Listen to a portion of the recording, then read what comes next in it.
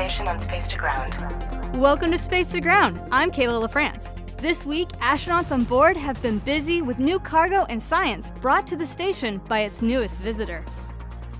After last week's successful launch and docking of the Cygnus NG-11 cargo vehicle, the crew on board wasted no time diving into the roughly 3.5 tons packed inside.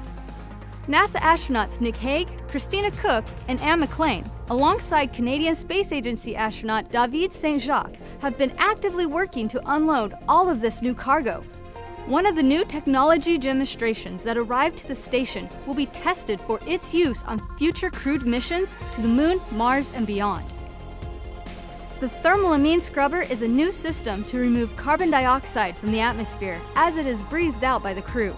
This new air scrubber system will utilize actively heated and cooled amine beds, which use a nitrogen-containing organic compound that is derived from ammonia. It causes a reaction that removes CO2 from the atmosphere and creates water as a byproduct, which can then be used to resupply the oxygen regeneration process used on the station. Testing new systems like this on the station right now will help pave the way as NASA looks towards future missions beyond Earth orbit with the Orion and Gateway programs.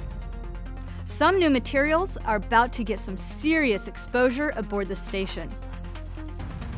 Astronaut Anne McClain prepared 3 new sample containers for their trip through the Japanese airlock and out into space. They'll be housed on the Materials ISS Experiment Flight Facility, or MISSY-FF for short, where they'll be exposed to the harsh reality of outer space, facing ultraviolet, electromagnetic, and ionizing radiation, atomic oxygen, vacuum, charged particles, extreme temperatures, and micrometeoroids.